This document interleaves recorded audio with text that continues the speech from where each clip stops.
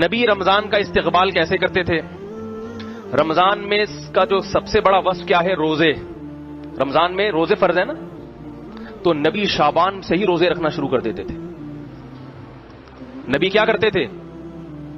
جتنے روزے آپ صلی اللہ علیہ وسلم شعبان کے مہینے میں رکھتے تھے، اتنے روزے کسی اور سال میں کسی اور مہینے نہیں رکھتے تھے.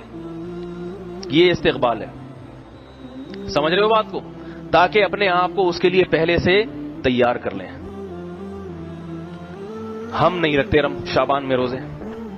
اور یہ نبی کی شفقت کہ امت خود کیا کیا آپ صلی اللہ علیہ وسلم نے شعبان کے روزے رکھے کثرت سے، مگر امت کو کہا کہ نصف شعبان کے بعد روزے مت رکھو. کیوں؟ اس لیے کہ 15 شعبان کے بعد اگر روزے رکھو گے کمزور نہ ہو جاؤ، رمضان کی طاقت کہیں ختم نہ ہو جائے.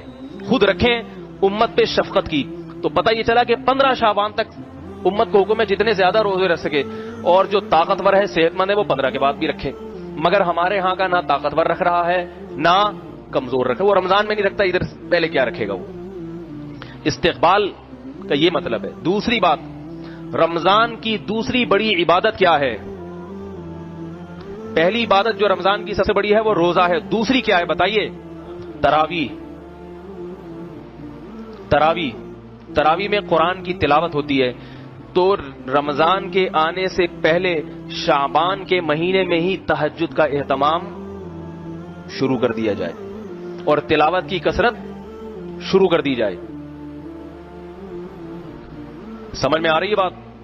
تیسری بات، رمضان کا مہینہ اللہ نے ہم پہ فرض اس لیے کیا تاکہ ہم سے گناہ چھوٹ جائیں. تو شعبان میں ہی گناہوں سے اجتناب کرنا شروع کر دیا جائے تاکہ رمضان تک پہنچتے پہنچتے سارے گناہ چھوٹ جائیں. جو جس برائی میں مبتلا ہے شعبان ہی سے اس برائی کو چھوڑنے کی کوشش شروع کر دے.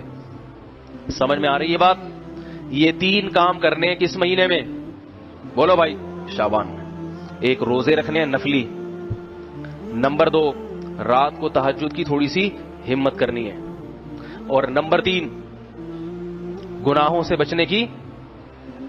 گناہ کسے کہتے ہیں؟ بد نظری ہے. آج کل انٹرنیٹ پر بہت بےہودہ چیزیں دیکھی جا رہی ہیں.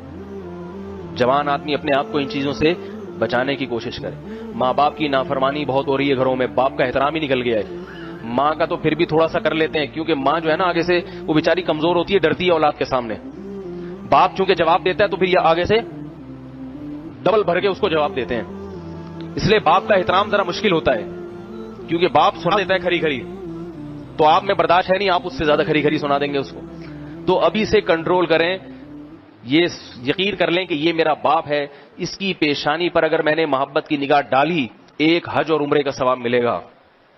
نفرت کی نہیں، محبت کی بن کے رہے. اللہ تعالی ہم سب کو نیک اولاد بننے کی توفیق عطا فرمائے اور مشفق باپ بننے کی توفیق. وما علینا الا البلاغ.